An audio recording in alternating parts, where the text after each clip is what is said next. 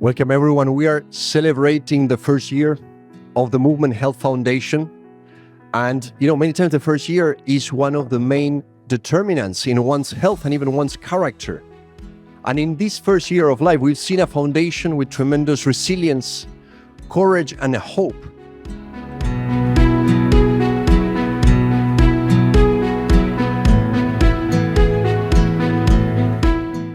I'm a pharmacist by training, so access to medicines is something that is very dear to my heart.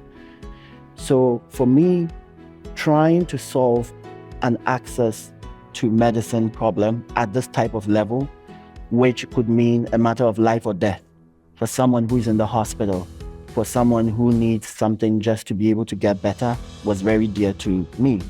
And trying to solve it at a national scale, because solving it from one pharmacy to the other was not going to make the kind of impact we all desire. Antes, como emprendedor, como investigador, pensaba en oportunidades pequeñas. Sin embargo, el Movimiento Salud nos entrega un desafío. Un país con 50 millones de personas, donde alrededor del 10% de la población está registrada dentro de un programa de riesgo cardiovascular, diabetes, hipertensión. Pero con un reto adicional: 2.2 millones de personas que aún no han sido identificadas y que están en la calle de forma común. But essentially, from a funding perspective, for me, in an insurance company perspective, it would be great to see how we could bring forward digitally a focus on primary health care, which is executed by the insurance company, because the longer people live, the longer they live without any poor health, the longer they don't have any claims.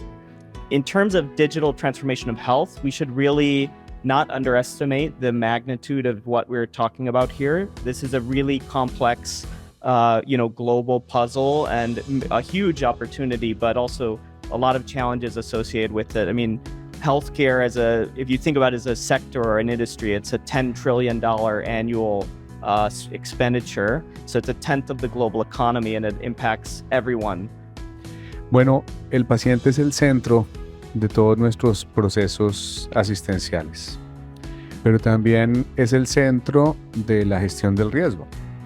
El error que nosotros como instituciones de salud cometemos muy frecuentemente es que a los pacientes, a la población, la dejamos por fuera.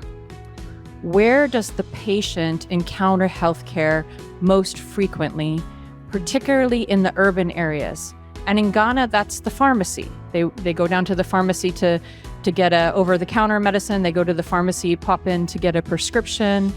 And the Ghana health system, working with visionaries like Daniel, said, what more can we do to optimize the delivery of healthcare where the patient is already, right? And I think that's one of the bigger pieces of really driving scalability, and digital solutions can really help us there. So in Movement Health, we are working with local partners like the two gentlemen you heard from today, but really saying, where can we start already from the very beginning with scalability in mind? We heard from both of the interventions, we actually need to use data.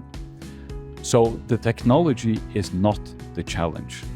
We have technology to do a factor 1,000 of what we do today. It's how we want to apply it. We put all of the perspectives together, which is what Sujoy was saying. So I think the patient, the multi-stakeholder attitude and approach to digital health is what will give all of the potential that digital health has. So, as you said very clearly, health is not an expense, but should be considered as an investment. Now, how do you make a government, a stakeholder, believe in that? If they already see that 30 to 40, and there is a lot of statistics out there, 30 to 40% of the health investment is actually waste. And I think what we show here is that you can make the system more efficient by showing that you can use the resources better, and through this you get the better argument